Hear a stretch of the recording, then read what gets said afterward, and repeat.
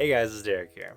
I know it's been a while since I've showed up on the channel, but we got a whole bunch of stuff to open up and a massive haul today, so let's get into it. We're gonna start off with a really big box over here, and this one is actually from today's sponsor, Moz Figure. Born for the figure enthusiast, Moz Figure is your one-stop shop for all your figure, statue, garage kit, and toy accessory needs. They have competitive prices, excellent customer service, and ship worldwide. They're also partnered with some top brands like Hot Toys, Prime One, and Sideshow Collectibles, just to name a few. Did I mention they also design, manufacture, and distribute their very own original characters as well? Personally, their Devil Killer line looks really good, and I'll definitely be keeping my eye out for that. If you guys are interested in checking out Moz Figure, definitely go take a look at the link in the description below, and make sure to use my code DTTC10 for 10% off your first order. So thank you again, Moz Figure, for sponsoring this video. And let's get back to the unboxing. All right, like I was saying, we're gonna start off with this big box over here. This one was sent over by Moz Figure, and there is one thing in here that I know for sure that they sent over, but they did say that they are going to be sending like some surprises. So I don't know exactly what else is in here. So we're gonna take a look together. I'm gonna cut anything important up. Okay. Do you guys think I should get a bigger like unboxing knife? I feel like this guy has done very, very well, but maybe we need a little bit of an upgrade. Super. Ooh. Okay, I'm gonna put the box on the ground and we're gonna pull out the one that I know for sure first. Give me a second. First figure out of here, for anyone who's been collecting Meg House products, you may know this box really well, the Meg House Brown Box. This is actually a War Greymon to complete the Digimon set that I have been trying to hunt down for that nostalgic fix. If I remember correctly, this is a re-release for the 2018 version, but this should have came out in 2021. So this honestly brings back so many memories. I'm super, super happy that we finally get to add this to the collection. If you guys have seen, I've swapped out a few things for the entire room. The room tour will come a little bit after this, but be prepared to see that. It's going to be really cool to finally see most of my collection out on display all at once. So that is a huge bonus. Ooh, you smell that? That's a new figure smell. Ooh. Oh, yes. Look at him. Look at him. Look at that. Look at that. Very well packaged. Ow. Kind of pointy, spiky. Some assembly is required. Oh, I like how they put all that foam right where his claws are. That's nice. Just taking a look at the paint job real quick. Very good use of metallics and mattes, and the weathering looks just about right. There is a lot of like battle damage on him, which is actually really cool, and decent texture as well. I do see a seam line or two right down the main body, but there's not too much we can really do about that. All right, let me just plop him back here for now. Let me grab the rest of his accessories and combine them all together. This Taichi looks a little bit more angry, so that's a little different. Like I said before, I'm still kind of working on the entire display and filming setup here, which is kind of one of the reasons why I haven't been uploading recently. Trying to get things together for the room has been a bit of a struggle. And personally, my brain works best when everything is neat and organized. So when something is left undone, I don't work optimally. Let's just say that. Got these nice two wings on the back, which do make up his shield. Very good, looks pretty consistent. If you combine it together, yeah, it looks pretty nice. And we got our little Taichi here with his Digivice, which is glowing in yellow, or orange. That's pretty neat, actually. Very angry. He kind of looks like Ash. He's about to throw out a Pokeball, but it's a Digivice. And we just gotta plop on these right here. It's not going in for some reason. Oh, that was terrible. Okay, so fully completed. He looks really, really good. I think scale-wise, I think it's pretty good. Pretty consistent with Taichi and War Greymon. I'm not a huge fan of the pose. He's kind of doing this crotch kind of pose. Maybe he belongs in JoJo. But other than that, I think it's not bad. I definitely think he's worth the money. I'm super happy to finally have him. I have a few of the other ones out on display, so we're gonna put him here for now.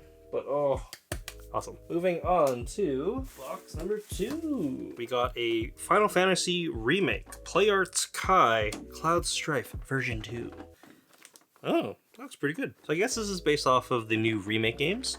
and it does look pretty awesome if I do say so myself. I've never gotten anything from Square Enix before, but my brother actually has a few of these clouds. Ooh. See, is there any tape around the box here? Ooh, he does have quite a bit of articulation, so... Oh, that was terrifying. So, ratcheting knee joint, a bit of, like a lot of movement near the ankle, and a ratcheting elbow. His shoulder can't go up too far, but that shouldn't be too big of a concern. The left arm can actually go up a little higher than the right one for some reason. I'd say like the head sculpt is pretty nice. If there is one thing that they could have improved on, I'd say it's probably the hair. Kind of gives off a plasticky vibe, but let's see if we can get him into a cool pose or something. So he does come with a stand that's fairly easy to put together. You do see that it can hug him by the waist though, so you will see it in the very front. Like I've said before, I'm very used to Nendos and how they all operate, so it would have been cool if there was like a peg or something you can put in the back. I know this is most likely for stability and whatnot. Very interesting. I've never had one of these before. Yeah, this is pretty cool. Just put them down for a second. There we go. All right, let's move on to the last thing in here. What? Something from broccoli. All right, I guess we're just got to open it up. I have no clue what's in here. Bit of a mystery box. So, it's kind of small too. So is it? Oh, will this get me demonetized? I mean, yeah, it's from a series called Cud Wafter from Broccoli. Yeah, I'm just... Let me Google this real quick. I gotta. It is an anime. It showed up on my anime list. Okay. It looks wholesome. What are the tags? Comedy and romance. We'll see. Let's open this up. I don't really have anything like this. I'm scared to Google how old this character is. Never had anything from Broccoli before. Let's see how their quality is.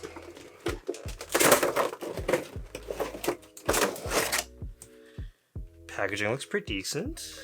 1 and 2. We do get a really derpy looking dog. Doesn't really have proper legs, but yeah, take a look at him. He's a cutie. Good weighty feel to him. And our other figure here. Oh my. Yeah, I'm definitely gonna get demonetized for showing this. I'm at the... I mean, at least the quality is good. This also has a bit of a fur-lined base, which reminds me of my g.e.m reindeer that I have, which is not bad. Not a bad looking figure. I mean, yeah, overall the figure is not bad quality. Pretty decent. Thank you. Safe for work. Ah, I got you. I got you, guy watching in the office. Don't worry. Here we go. All right, we got this big old Amiami box. This order was pretty big. Now, most of it wasn't mine actually. A lot of it was actually Kyle's. I only picked up one thing in this giant box. Shipping, as per usual, was well over $100 Canadian, and we got finessed another 60 something through DHL and customs. It's kind of standard practice at this point. I don't anticipate it getting any better.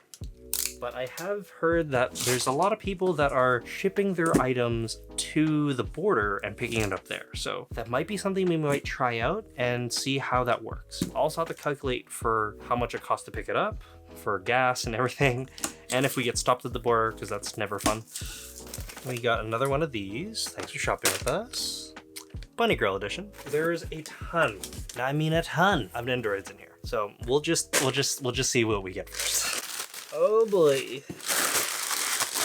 Where do I start? Let's start with this one over here. This is a Sango from Inuyasha. There's Kilala on here as well, which looks really cute. And I believe this was going for 46.20 Japanese yen, something like that. There has to be an easier way to open these up. I got it. Oh. I remember watching Inuyasha quite a bit when I was growing up on YTV up in Canada here. So that was cool. Let's see, we got the normal base that's on here, the normal stand, but we also get a little smaller one, which I believe works with her giant boomerang. Got a few extra pairs of legs and everything else, which looks nice. And let's see here. Ooh. Take a look at her. Very nicely wrapped up. I think they're doing that a lot more with their more recent Nendos. Ponytail in the back definitely does move around, so that's kind of neat. A little bit loose though, so be careful there. Pretty good details on here, a lot of decal work, good small company quality. Hard to go wrong with that, really. Got her sword on the side, which does have a bit of posability as well. Very, very cute. Got a normal smiling face, an angry face, and a blushing face. We also get, what is this? We also get a mask piece that you can put onto her face, which I believe goes upside down and kind of clips in. Very nice. And let's take a look at Kilala real quick. It'd be really cool if they gave us like a big version. Maybe if you pay more, you'll get something like that. But Kilala is really, really cute. Doesn't really move too much except for at the head. We have just a peg here for the head. I'm very glad they included this. Number 1726. Ambu Black Ops version of Itachi. Now, this one's actually pretty cool. We did look at the other Itachi with the Akatsuki uniform before, which I think I'm more of a fan of than this one. There's not a whole lot going on, and if I remember correctly, we also looked at a Kakashi as well with the Ambu mask, and you can actually put on the Kakashi Ambu mask. But for Itachi, it looks like you can't. But we'll see. Let me crack it open. If you guys do want, you can actually move out the insert. There's actually a moon back there. This one actually retailed for 6,500 Japanese yen. And I wonder why it was so damn high. Well, it turns out that you get two faceplates, not a whole lot, right? You also get the Ambu mask, some accessories like a kunai, and some sword accessories, and some hands, and some jutsu hands, and a dachi, which looks cool, and also some Sharingan eyes. But I think the coolest part is this stump.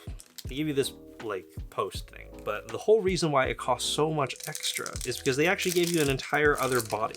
A squatting form goes on top of this because he's on top of the telephone thingy. I didn't think they would do that. I saw this pose on some of the promotional material and I honestly thought you had to swap out some arms and legs and whatnot, but giving you an entire complete new piece is pretty neat. If that's the case, definitely a good buy. I feel like we've kind of gotten into a groove now. We're kind of working through the box pretty quickly now.